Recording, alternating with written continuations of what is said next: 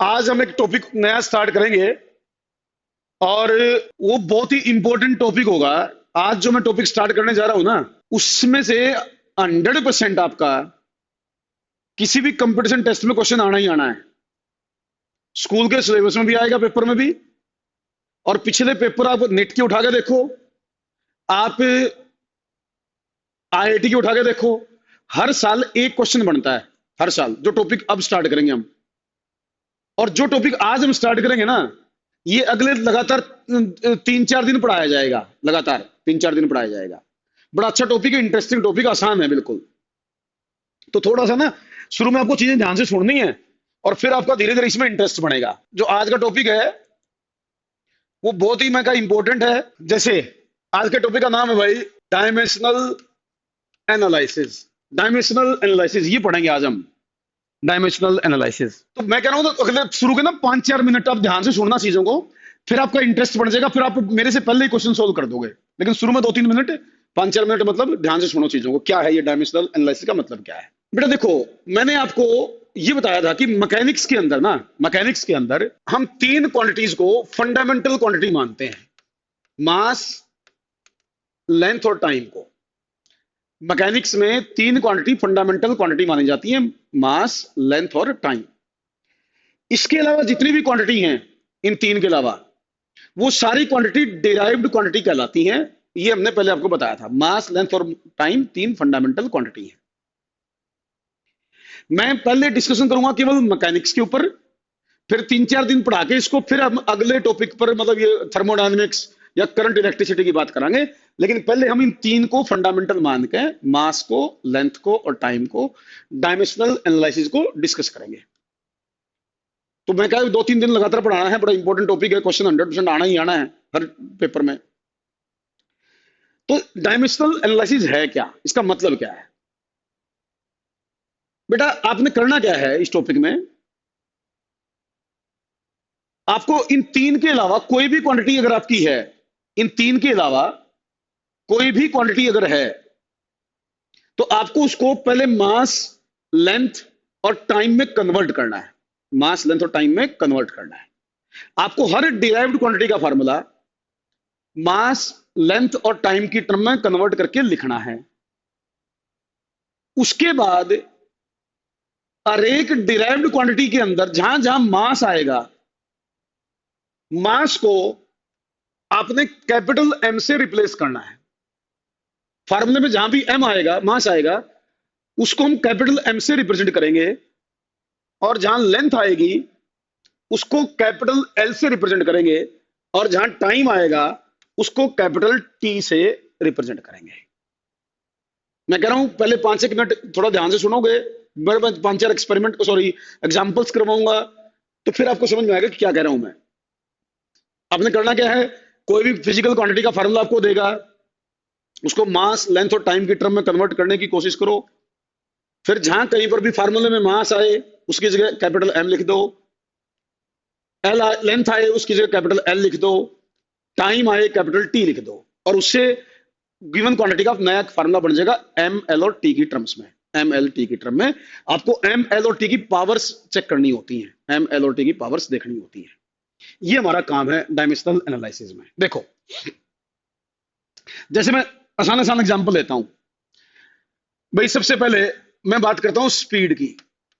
Speed, जैसे कोई आपको बोलेगा भाई स्पीड का डायमेंशनल फार्मूला बताओ, स्पीड का डायमेंशनल फार्मूला बताओ, तो आप क्या करेंगे, पहले स्पीड का जो नॉर्मल फार्मूला है ना, फिजिकल फार्मूला, वो लिखेंगे।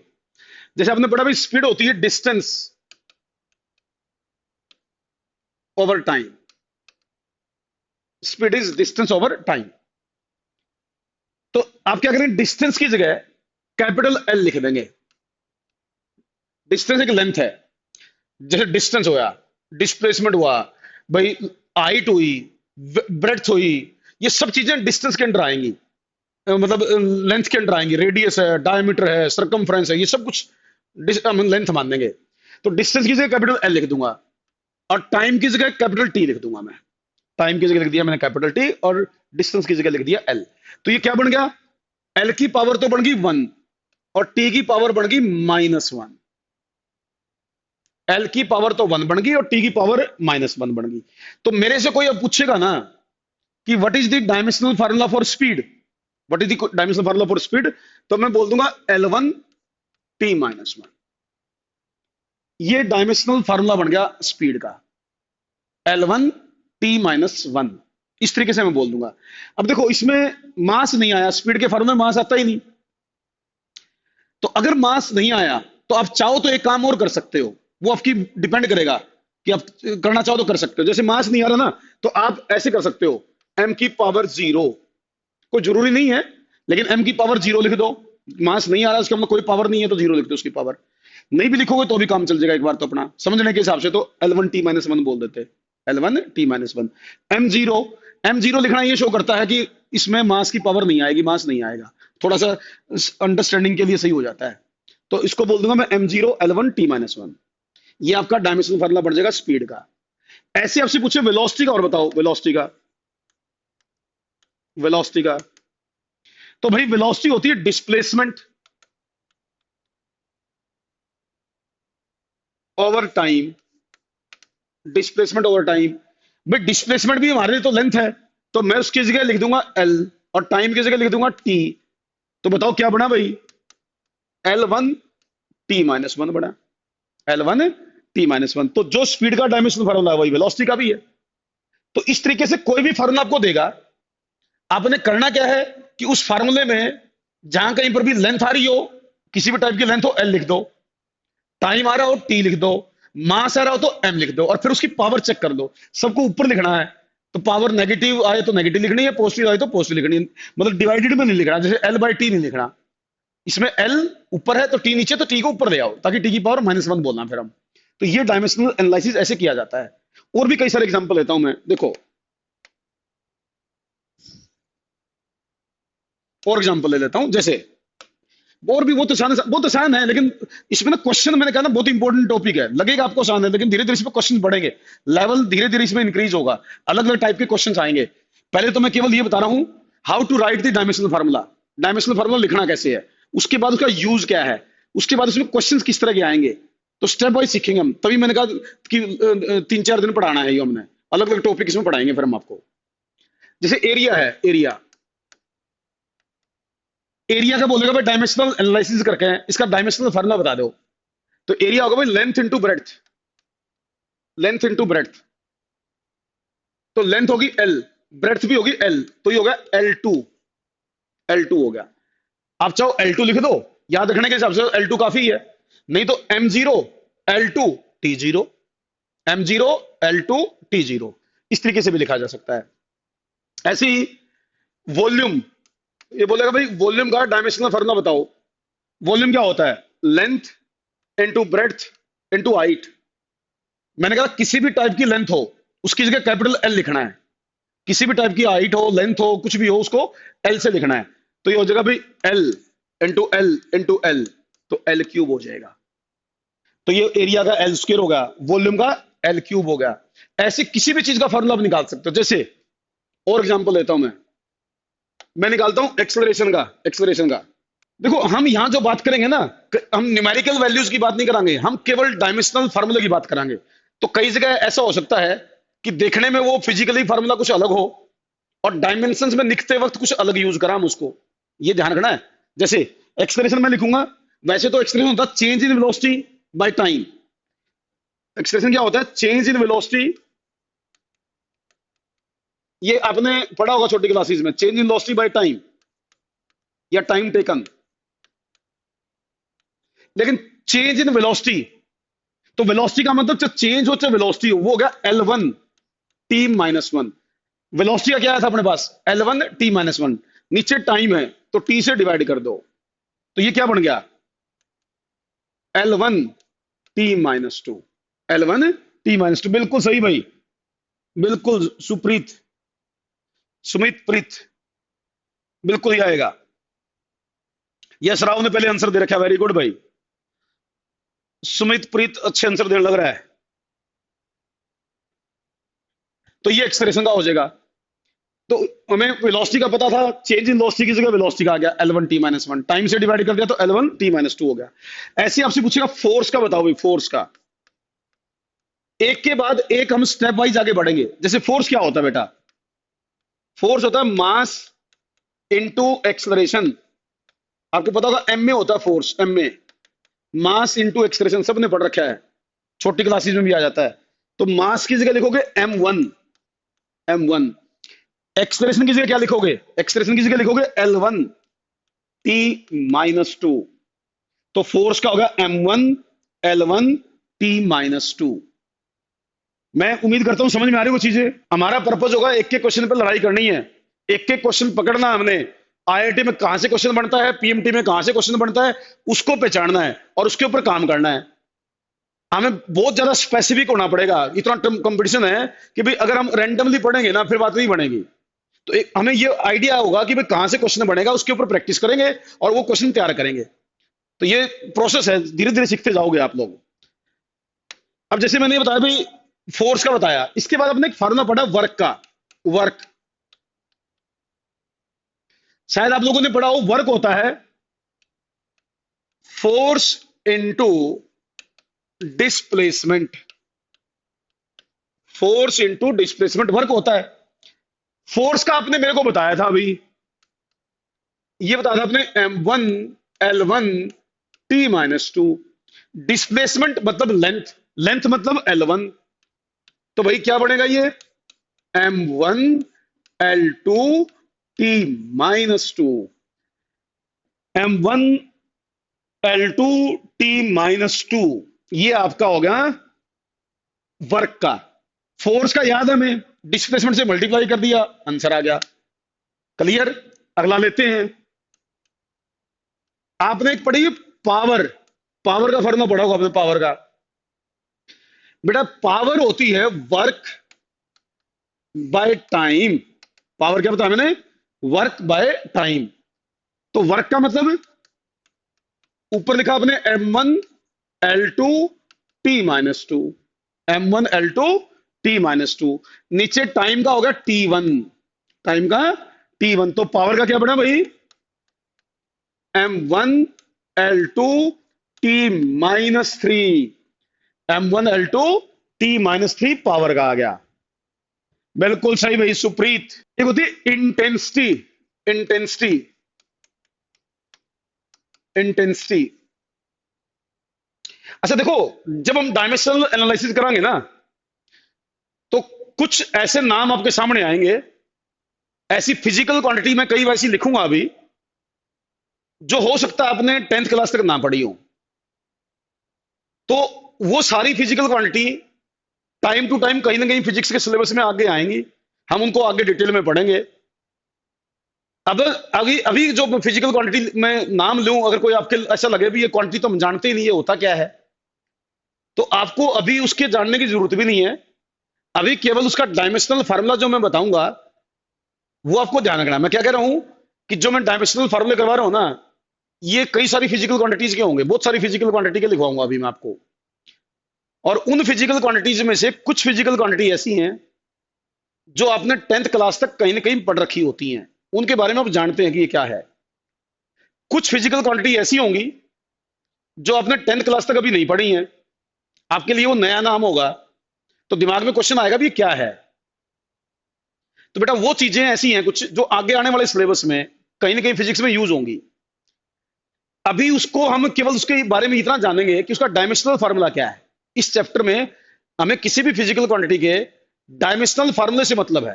तो ज्यादा उसकी बारे में क्या होता है, कैसे है, वो आगे आगे कहीं ना कहीं आपके चैप्टर वाइज आता रहेगा। तो उसके बारे में कंफ्यूज मत होना कि क्या चीज थी। हमें तो उसका डायमेंशनल फार्मूला पता होना चाहिए कि उसका क्या डायमेंशनल फार्मूला है, ये ध्यान रखना। जैसे इंटेंसिटी है, कुछ बच्चों के लिए हो सकता है इंटेंसिटी पता ही नहीं हो क्या होती है। इंटेंसिटी होती है power by area, power by area, ये इंटेंसिटी होती है। अब पावर का फार्मूला मैंने अभी लिखा था, m1L2 t-3 पावर का था। एरिया का मतलब L2। तो इसका क्या बनना चाहिए भाई? m1L0 t-3, m1L0 t-3, ये पावर का हो जाएगा, सॉरी इंटेंसिटी का। तो अभी तो ना बहुत सारी फिजिकल क्वांटिटी हैं, अगर आप सिस्टमेटिकली लिखोगे, स्टेप वाइज लिखते जाओ, तो आपको धीरे धीरे याद करनी है, एक दिन में याद नहीं होनी, कहीं याद करने की कोशिश करो इन सबको। जैसे जैसे मैं क्वेश्चन करवाऊंगा, जैसे जैसे मैं प्रैक्टिस करवाऊंगा, आपको ये फार्मूले धीरे धीरे अपने आप याद हो जाएंगे। शुरू के 5-7 फार्मूले जो है ना, जैसे area, volume, speed, acceleration, force, इस तरह के 5-7 फार्मूले याद रह जाए अच्छा रहता है। लेकिन बाकी फार्मूले एकदम से याद करने की कोशिश भी मत करना, कंफ्यूज हो जाओगे। लिखना आना चाहिए, निकालना आना चाहिए, और प्रैक्टिस से अपने आप याद होंगे। तो कई बार बच्चे क्या सोचते हैं कि सारी चीज याद कर लूं मैं, वो रट्टा नहीं लगेगा इन पर।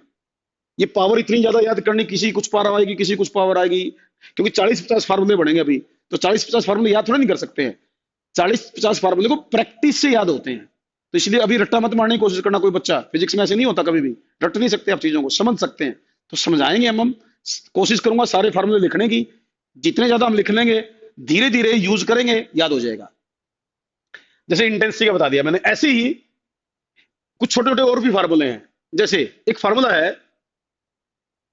आपका लीनियर मास डेंसिटी, एक फार्मूला होता है लीनियर मास डेंसिटी का। बच्चे के दिमाग में आएगा लीनियर मास डेंसिटी ये क्या चीज है? बेटा ये होती है mass by length, linear mass density, mass by length, इसको कहते हैं लीनियर मास डेंसिटी। तो मास का क्या था भाई? m, लेंथ का l, तो इसका क्या बना भाई? m1 l minus one, m1 l minus one, linear mass density का फार्मूला आपका बन गया, लीनियर मास डेंसिटी। ऐसी ही एक होती है quantity area mass density, area mass density या एरियल मास डेंसिटी भी कहते हैं कई बार, एरियल मास डेंसिटी या सरफेस मास डेंसिटी, एरियल या एरिया या सरफेस मास डेंसिटी। उसका मतलब होता है mass by area, mass by area. ये एरियल मास डेंसिटी या सरफेस मास डेंसिटी ये बनेगी भाई m1 तो मास के लिए, मास के लिए m1, और एरिया के लिए नीचे आएगा L2, तो ये बनेगा m1 L minus two, m1 L minus two. बिल्कुल सही भाई, यस राव पूरी कोशिश करता भी लिखने की। एक होता है बेटा volume mass density, volume mass density, volume mass density, जिसको ना कई बार हम नॉर्मली बोलते हैं डेंसिटी। तो डेंसिटी तो 3 टाइप की होती हैं, लीनियर मास डेंसिटी होती है एक एरियल मास डेंसिटी होती है, एक होती है वॉल्यूम मास डेंसिटी। तो जिसको हम डेंसिटी कहते हैं ना, आज तक आप जिसको डेंसिटी बोलते आए, एक्चुअल में वो होती है वॉल्यूम मास डेंसिटी। वो क्या होती है? वॉल्यूम मास डेंसिटी, मतलब mass by volume, mass by volume, इसको कहते हैं वॉल्यूम मास डेंसिटी। तो इसका मास हो गया भाई m1, वॉल्यूम होगा L3, तो ये बन गया बेटे m1 L minus three, m1 L minus three. बिल्कुल सही भाई। तो जिसको ना कई बार देखो 3 डेंसिटी बता दी मैंने, linear mass density, areal mass density, volume mass density. लेकिन कई बार केवल डेंसिटी लिख रखा हो ना, अगर केवल डेंसिटी लिख रखा हो तो ये वाला यूज करनी है, ये आपको ये वाली, अगर केवल डेंसिटी लिख रखा हो तो मास बाय वॉल्यूम। अगर लीनियर मास डेंसिटी होगी तो बोल देगा, एरियल मास डेंसिटी होगी तो भी पूरा नाम लिखना पड़ेगा उसको। लेकिन वॉल्यूम मास डेंसिटी में कई बार केवल डेंसिटी लिख देता है, पूरा नाम नहीं लिखता। तो अंडरस्टूड है, यही होगी। और देखो इसके बाद एक क्वांटिटी है भाई, जैसे ना कई बार हम बोलते हैं रिलेटिव डेंसिटी, रिलेटिव डेंसिटी, एक ये वर्ड होगा रिलेटिव डेंसिटी। ये होगी डेंसिटी ऑफ सबस्टेंस या density of body by density of water, of water. वैसे तो वाटर के साथ कंपेयर कर रहा हूं इसलिए वाटर लिख दिया मैंने, तो इसको रिलेटिव डेंसिटी बोलूंगा। कई बार इसको स्पेसिफिक ग्रेविटी भी बोलेगा, स्पेसिफिक ग्रेविटी। थोड़ा सा फर्क तो होता है, लेकिन हमारे डायमेंशन के हिसाब से दोनों बराबर हैं।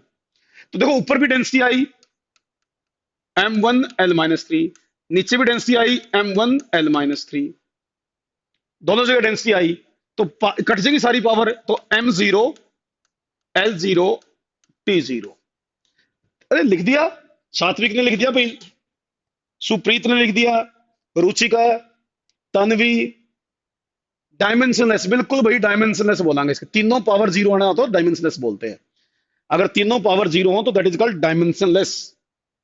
तो इसका मतलब ये होगा डायमेंशनलेस भाई, तीनों ही पावर जीरो है बेटा, इसलिए कहते हैं इसको डायमेंशनलेस। बिल्कुल। तो कई सारी चीजें हैं जो डायमेंशनलेस है, जिसके कोई डायमेंशन नहीं है, जैसे ना एंगल, मैं इसका नाम आ गया ना, एक नाम और बताता हूं, एंगल। एंगल, एंगल से मेरा मतलब प्लेन एंगल। एंगल का फॉर्मूला क्या बताया था मैंने, आर्क बाय रेडियस। एंगल का फॉर्मूला आर्क बाय रेडियस बताया को भाई। आर्क का मतलब लेंथ, रेडियस का मतलब भी तो लेंथ ही होता है। डायमेंशन के हिसाब से दोनों बराबर ही हैं, दोनों लेंथ ही तो है। आर्क के लिए भी एल यूज करूंगा, रेडियस के लिए भी एल यूज करूंगा, तो क्या आएगा, l0, एल से एल की पावर कट गई, तो m तो था ही नहीं, m की पावर भी जीरो लिख दो, t की पावर भी जीरो लिख दो। तो एंगल भी डायमेंशनलेस है भाई। एंगल हुआ, रिलेट, कई सारी चीजें हैं जो डायमेंशनलेस आएंगी, जिसकी तीनों पावर जीरो आएंगी, m की भी, l की भी और t की भी। तो कई सारी आएंगी, उनको टाइम टू टाइम बताऊंगा मैं, अभी तो मैं एक बार मोटा मोटा बता रहा हूं आप लोगों को। बहुत सारी चीजें हैं जिनको को रिलेट करूंगा, फिर मैं किसके डायमेंशन आपस में सेम है क्या है, सारी चीज रिलेट करूंगा। आज तो मैं केवल डायमेंशन निकालना बता रहा हूं, बहुत सारे डायमेंशन लिख के दिखा देता हूं मैं आपको एक बार, अलग अलग क्वांटिटीज के ना डायमेंशन लिख के दिखा देता हूं, उसके बाद उनका यूज कैसे करना है और सब चीजें बताऊंगा मैं। अब जैसे मैं एग्जांपल लेता हूं प्रेशर, प्रेशर का आपसे पूछते भी, प्रेशर का डायमेंशनल फार्मूला लिखो। प्रेशर होता है force by area, force by area. आप लिख के बताओ मुझे, प्रेशर का डायमेंशनल फार्मूला लिख के बताओ सभी बच्चे, प्रेशर का डायमेंशनल फार्मूला सभी बच्चे लिख के बताएंगे मुझे। Right the dimensional formula for pressure, सभी बच्चे लिखिए। मैं लिखता हूं, देखो फोर्स का क्या होता है भाई, फोर्स है m1 l1 t-2, ये फोर्स का होता है m1 l1 t-2। एरिया का होता है L2, एरिया का L2। देखो ऊपर L की पावर 1 है, नीचे L की पावर 2 है, ऊपर L की पावर 1, नीचे L की पावर 2, तो ये आ गया भाई m1 t l-1 t-2, m1 l-1 t-2। एक पावर कटेगी L की, नीचे L की पावर बचेगी, उसको ऊपर ले आओ। नीचे एक L की पावर बचेगी कटने के बाद, उसको ऊपर ले आओ, तो ये बनेगा m1 l-1 t-2 प्रेशर का। बेटा एक क्वांटिटी होती है स्ट्रेस, स्ट्रेस होती है quantity, stress. Stress is also equal to force by area, stress भी फोर्स बाय एरिया के बराबर है। तो बताओ स्ट्रेस का क्या होना चाहिए, जब ये भी फोर्स बाय एरिया है तो इसका भी यही बनेगा भाई जो प्रेशर का है, m1 l-1 t-2। तो m1 l-1 t-2, ये भी स्ट्रेस का भी प्रेशर का भी सेम फार्मूला होगा। बिल्कुल भाई, वाशु का ठीक था भाई, सक्षम खरबंदा सही है आपका, सुप्रीत बिल्कुल सही है, तन्वी बिल्कुल सही है बेटा, नंदनी, निशांत वर्मा, अनुज कौशिक, बिल्कुल same as that of pressure, same as that of pressure, यही फार्मूला बनेगा बेटा। अच्छा देखो वेलोसिटी का बताया मैंने, वेलोसिटी का, वेलोसिटी क्या बताया, स्पीड का या वेलोसिटी का, स्पीड या वेलोसिटी, फार्मूला वाइज तो सेम थी ना, फार्मूला वाइज l1 t-1, बिल्कुल इक्वेट करूंगा तो थोड़ा सा टेक्निकली गलत हो जाएगा। स्पीड हो या वेलोसिटी हो, दोनों क्या बताया मैंने, l1 t-1, l1 t-1, बिल्कुल। अंकित का भी सही था भाई, अंकित का भी, अंकित का बिल्कुल, रॉबिन, रुचि का, बिल्कुल। अब एक चीज देखो बेटा, स्पीड हो या वेलोसिटी हो, दोनों का है l1 t-1। कई बार ना अलग अलग नाम से स्पीड का फार्मूला पूछा जाएगा। स्पीड के भी कई जगह, वेलोसिटी या स्पीड के अलग अलग नाम होते हैं। जैसे कई जगह एक वर्ड आएगा क्रिटिकल वेलोसिटी, क्रिटिकल वेलोसिटी। अब ये मत समझना कि क्रिटिकल वेलोसिटी क्या होती है, मेरे लिए तो डायमेंशन के हिसाब से इंपॉर्टेंस उसकी क्या है, उसके हिसाब से हम बात करेंगे। तो क्रिटिकल वेलोसिटी ये बनेगा, जो वेलोसिटी का वही क्रिटिकल वेलोसिटी का बनेगा। अब बच्चे के दिमाग में आ गया सर ये क्रिटिकल वेलोसिटी क्या होती है। मैंने भाई शुरू में बता दिया, बहुत सारे ऐसे नाम है जो नए हैं, वो कहीं ना कहीं आगे समझाते जाएंगे हम, जो सिलेबस में आएंगे। अभी तो डायमेंशन के हिसाब से समझ लो उसका डायमेंशनल फार्मूला क्या है। तो क्रिटिकल वेलोसिटी मतलब वेलोसिटी के बराबर। ऐसे ही आएगा टर्मिनल वेलोसिटी, टर्मिनल वेलोसिटी, ये वर्ड यूज होगा भाई, टर्मिनल वेलोसिटी। भाई टर्मिनल बोले क्रिटिकल बोले, हमारे लिए तो वेलोसिटी है ना। तो हो गया बेटा L1 T-1, उसका भी वही बनेगा। एक वर्ड आएगा escape velocity, escape velocity, escape velocity. भाई जब वो एस्केप हो, चाहे वो क्रिटिकल हो, चाहे टर्मिनल हो, है तो वेलोसिटी ना। तो क्या होना चाहिए उसका फिर, L1T-1 ही होना चाहिए, L1T-1। तो उसका भी L1T-1, क्रिटिकल का भी, टर्मिनल का भी, नॉर्मल स्पीड हो या वेलोसिटी हो। कई बार बोलेगा speed of light, speed of light. भाई लाइट की हो चाहे किसी की, स्पीड तो स्पीड है, जिसको आमतौर पर सी से लिखते हैं ना, स्पीड ऑफ लाइट को सी से लिखते हैं। तो क्या आएगा इसका, L1T-1। तो इन सब के सेम होंगे, सबके फार्मूले सेम होंगे। हाँ जी, तो ये नाम अलग अलग होंगे, तो उस पर नाम से पता होना कि हमें तो डायमेंशन से मतलब है उसका, कि नाम क्या है, कोई बात नहीं, कोई फर्क नहीं पड़ता उसका नाम से। अच्छा देखो, एक आपने क्वांटिटी पढ़ी है, लीनियर मोमेंटम, लीनियर मोमेंटम पढ़ी होगी सबने, लीनियर मोमेंटम तो नाम तो सुना ही होगा।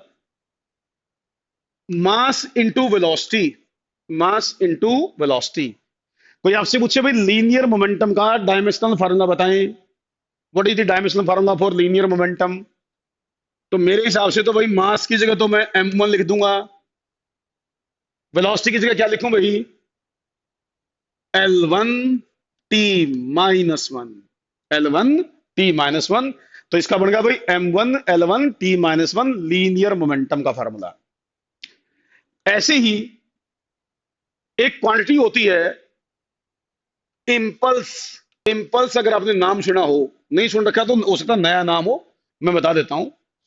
इम्पल्स होता बेटे force into time, force into time, ये होता है इम्पल्स। वैसे तो चेंज इन मोमेंटम के बराबर भी है वो, लेकिन इससे आसान रहेगा अपने लिए, m1 L1T-2 into time T1, एक T1 से और मल्टीप्लाई कर दो। तो बेटा ये बनेगा m1 L1T-1। तो m1 L1T-1। तो जो लीनियर मोमेंटम का है वही इंपल्स का भी है, लीनियर मोमेंटम और इंपल्स का दोनों का सेम होगा भाई। अच्छा एक यही बता देता हूं, एक होता है एंगुलर मोमेंटम, एंगुलर मोमेंटम एक क्वांटिटी का नाम है भाई, एंगुलर मोमेंटम। बेटा ये होती है linear momentum, linear momentum into distance, linear momentum into distance, ये होती है एंगुलर मोमेंटम। तो इसका क्या बनना चाहिए भाई, लीनियर मोमेंटम का क्या बन रहा है, m1 L1T-1 इनटू L1। तो ये बनेगा भाई m1 L2T-1, ये याद कर लो, बड़ा इंपॉर्टेंट है, काम आएगा। तो m1 L2T-1 इसका डायमेंशनल फार्मूला पड़ेगा एंगुलर मोमेंटम का। लीनियर मोमेंटम के साथ इसलिए बता दिया मैंने, रिलेट कर सकते हो आप, अरबान। तो लीनियर मोमेंटम के साथ रिलेट करके बता दिया मैंने, तो कि याद रह जाए आप लोगों को, किसको लीनियर मोमेंटम को डिस्टेंस से मल्टीप्लाई करना, बस उससे आपका फार्मूला बन जाएगा नया। और देखो, और बताता हूं मैं आपको, एक आपने ना कभी नाम सुना हो, time period of rotation, time period of simple pendulum. एक होता है टाइम पीरियड, किसी भी चीज का टाइम पीरियड हो सकता है, ये किसी भी चीज का, अर्थ की रोटेशन का हो, घड़ी के घूमने का हो। टाइम पीरियड का मतलब होता है बेसिकली टाइम। तो टाइम का मतलब T1, टाइम का मतलब T1 होता है। तो टाइम पीरियड का कोई पूछे तो T1 बोल दे भाई। ऐसी ना एक क्वांटिटी होती है फ्रीक्वेंसी, फ्रीक्वेंसी, फ्रीक्वेंसी पूछ सकता है, पढ़ता है बेटा, आपने पढ़ा होगा, फ्रीक्वेंसी होती है 1/टाइम पीरियड, 1/टाइम पीरियड फ्रीक्वेंसी कहते हैं भाई। तो नीचे टाइम पीरियड है तो 1/T हो गया, और T को ऊपर ले जाऊंगा तो T-1 हो गया। तो T-1 इसका आंसर आ गया बेटा, टाइम पीरियड उस फ्रीक्वेंसी का। बिल्कुल सही, अरे क्या बात है। लेकिन ये सारे कैपिटल लेटर में होने चाहिए, देखो एम एल और टी तीनों कैपिटल में लिखने हैं, जब भी लिखने हैं स्मॉल लेटर में नहीं लिखने कभी भी। बहुत सारे बचते हैं, मैं इनके बगैर अगला काम नहीं होगा। लगातार 3-4 दिन मैं कह रहा हूं ना, ये पढ़ना हमने, ये तभी होगा जब हम डायमेंशन बताओगे। बगैर डायमेंशन के हम अगला काम नहीं कर सकते। अच्छा चलो तुम बताओ एक बार, एक तुम बताओ, आप बताओ मुझे एक्सलरेशन ड्यू टू ग्रेविटी का। आप मुझे एक्सलरेशन ड्यू टू ग्रेविटी का बताओ भाई, एक्सलरेशन ड्यू टू ग्रेविटी का। एक्सलरेशन ड्यू टू ग्रेविटी, जो जी होता है ना, जी, जी, इसका बताओ भाई मुझे, जी का फार्मूला क्या बनेगा? Expression due to gravity. बेटा देखो ये एक्सप्रेशन आ रहा है इसके नाम के अंदर, एक्सप्रेशन, तो क्या होना चाहिए इसका आंसर? जो एक्सप्रेशन का वही इसका होना चाहिए। तो एक्सप्रेशन का था L1T-2, L1T-2, बिल्कुल L1T-2 एक्सप्रेशन तो है ना ये, दिस इज एक्सप्रेशन। तो L1T-2 बनेगा बेटा, जो एक्सप्रेशन का वही बनेगा ना। अरे भाई एक्सप्रेशन से ग्रेविटी ने प्रोड्यूस किया हो या किसी और चीज ने प्रोड्यूस किया है तो एक्सप्रेशन ही ना, तो जो एक्सप्रेशन का वही बनेगा इसका, जो एक्सप्रेशन का है। और देखो एक चीज और देखो, अच्छा फोर्स का बताओ मुझे, फोर्स का क्या था? फोर्स का मैं भूल गया भाई, बताओ तुम फोर्स का क्या था? मेरे ख्याल से तो फोर्स का आया था M1L1T-2, फोर्स का M1L1T-2 आया था भाई। लेकिन ना फोर्स के कई सारे नाम होते हैं, फोर्स को अलग अलग नाम से पढ़ते हैं कई बार हम। जैसे फोर्स का M1L1T-2 है ना, कई बार आपसे पूछेगा वेट का बताओ भाई, फोर्स का नहीं, वेट का बताओ, वेट का। बच्चा सोचेगा वेट का तो हमने पढ़ा ही नहीं, हमें तो फोर्स का पढ़ रखा है। लेकिन आपको पता वेट क्या होता है? What is weight? मेरे ख्याल से सबको आइडिया तो होगा ना, वेट का मतलब क्या है? अर्थ के द्वारा लगाएगा फोर्स, जो अर्थ फोर्स लगाती है उसका नाम वेट है। तो इसका क्या होना चाहिए वेट का? जो फोर्स का वही वेट का होना चाहिए, M1L1T-2। तो फोर्स का भी वही है, वेट का भी वही है, सेम आएगा आंसर। अरे बोलो तो वेट और फोर्स का सेम है। ऐसे ही कई बार ना एक वर्ड आएगा टेंशन, टेंशन। आपसे पूछेगा भाई टेंशन क्या होती है चीज, क्या बताओगे टेंशन का? पता आपको टेंशन? जैसे रस्सी में खिंचाव आता है, रस्सी बांध के वेट लटका दो तो रस्सी में खिंचाव आ जाएगा, तो जो रस्सी में खिंचाव आएगा उसको टेंशन कहते हैं फिजिक्स की लैंग्वेज में। तो टेंशन मतलब फोर्स, टेंशन एक फोर्स है। तो M1L1T-2 इसका भी वही आएगा, टेंशन का भी, वेट का, फोर्स का, टेंशन का। कई बार बोलेंगे फ्रिक्शन का बताओ भाई, फ्रिक्शन का, फ्रिक्शन। बेटा फ्रिक्शन भी तो फोर्स ही हुआ ना, तो क्या आना चाहिए फ्रिक्शन का? M1L1T-2 इसका भी वही आएगा, फ्रिक्शन। फोर्स के बहुत सारे अलग अलग नाम होते हैं, कभी किसी नाम से उसको पढ़ते हैं, कभी किसी नाम से पढ़ते हैं, लेकिन डायमेंशन के हिसाब से तो सब चीज सेम है, M1L1T-2। अच्छा एक नाम होता है विस्कस ड्रैग, विस्कस ड्रैग, वो भी बता ही देता हूं। विस्कस ड्रैग शायद कुछ ने सुना हो नाम, विस्कस ड्रैग सुन रखा है? मैं बताता हूं क्या होता है विस्कस ड्रैग। आप प्रैक्टिकली देखो एक बार, कई बार ना ऐसा होता है, जैसे पानी में, पानी पड़ा हो, कहीं तालाब में पानी है, हमें पानी में चलना हो, तो आपने कभी नोट किया पानी में जब चलते तो हमें दिक्कत आती है, पानी ऐसा लगता है जैसे हमारी मोशन को अपोज कर रहा है, लगता है ना ऐसा कि जैसे पानी हमारी मोशन को अपोज कर रहा हो। तो बेटा ऐसे कोई भी लिक्विड हो, अगर लिक्विड में कोई भी चीज चलेगी ना, तो लिक्विड उस बॉडी की मोशन को अपोज करता है। लिक्विड के अंदर कोई भी चीज चले, लिक्विड उस बॉडी की मोशन को अपोज करता है। लिक्विड के द्वारा किसी भी बॉडी की मोशन को अपोज करने के लिए जो फोर्स लगाया जाएगा, लिक्विड के द्वारा जो फोर्स लगाया जाएगा, उस फोर्स का नाम है विस्कस ड्रैग, उसको विस्कस ड्रैग कहते हैं। तो बेटा विस्कस ड्रैग भी एक अपोजिंग फोर्स है, जैसे फ्रिक्शन होता है ना अपोज करने वाला रिलेटिव मोशन को, वैसे विस्कस ड्रैग भी रिलेटिव मोशन को अपोज करने वाला होता है, लेकिन ये लिक्विड के द्वारा लगाया जाता है, तो इसका भी मतलब यही होगा, फिर तो फोर्स वाला ही होगा, M1L1T-2। हाँ वाटर फ्रिक्शन, चलो काम चलाने के लिए सुना है ना, बिल्कुल। हाँ M1L1T-2, तो ये सारे एक ही चीज है बेसिकली, डायमेंशन के हिसाब से एक ही चीज है, डायमेंशन के हिसाब से कोई डिफरेंस नहीं इन सब चीजों में। चीजें ठीक है अलग अलग नाम से पढ़ेंगे, कुछ तो फर्क होगा, कहीं कुछ किस तरह यूज उनका अलग अलग हो सकता है, बट डायमेंशन तो सबका M1L1T-2 ही है, डायमेंशन तो सब है। अच्छा एक और सुनो, ओहो मिटा दिया मैंने सारा ही। बेटा ये बताओ वर्क का क्या होता है, वर्क का फार्मूला, वर्क का क्या लिखवाया था, देखना एक बार कॉपी खोल के वर्क का। मेरे ख्याल से मैंने लिखवाया था M1L2T-2, वर्क का ये बताया था भाई। बेटा वर्क हो या एनर्जी हो, एनर्जी, एनर्जी का भी ये होता है, चाहे काइनेटिक एनर्जी हो, पोटेंशियल एनर्जी हो, हीट एनर्जी हो, केमिकल एनर्जी हो, इलेक्ट्रिकल एनर्जी हो, कोई एनर्जी हो, एनर्जी का भी सेम होगा जो वर्क वाला होता है, m1l2t-2। जो वर्क का है वही एनर्जी का है। तो m1l2t-2 एनर्जी में काइनेटिक भी आ गई, पोटेंशियल भी आ गई, बाकी कोई भी आ गई। अच्छा देखो, ये होगा वर्क एनर्जी। एनर्जी में चाहे काइनेटिक हो, चाहे पोटेंशियल हो, चाहे इलेक्ट्रिकल हो, केमिकल हो, कोई और एनर्जी हो, m1l2t-2 बनेगा भाई वर्क वाला। अच्छा, एक क्वांटिटी होती है टॉर्क। टॉर्क टॉर्क जो रोटेशनल इफेक्ट होता है ना फोर्स का, रोटेशनल इफेक्ट बाय फोर्स, उसको टॉर्क कहते हैं। टॉर्क कुछ ने नाम हो सकता है आज ही सुना हो, टॉर्क। टर्निंग इफेक्ट या रोटेशनल इफेक्ट ऑफ फोर्स का नाम टॉर्क होता है। और टॉर्क का फार्मूला होता है फोर्स इनटू डिस्टेंस। टॉर्क का भी फोर्स इनटू डिस्टेंस होता है। तो फोर्स इनटू डिस्टेंस क्या बनना चाहिए बताओ फिर इसका फार्मूला टॉर्क का, लिख के बताओ क्या बनेगा टॉर्क का फार्मूला। टॉर्क का फार्मूला बताओ भाई क्या बनेगा। तो भाई फोर्स का क्या था, m1l1t-2 और डिस्टेंस का फिर l1 आ गया, तो ये बन गया भाई m1l2t-2। m1l2t-2 टॉर्क का। अच्छा ना, कई बार टॉर्क का एक नाम और दोस्त है, टॉर्क का एक और नाम होता है, कई बार इसको बोलेंगे moment of force. Moment of force ये भी बोल सकते हैं, मोमेंट ऑफ फोर्स।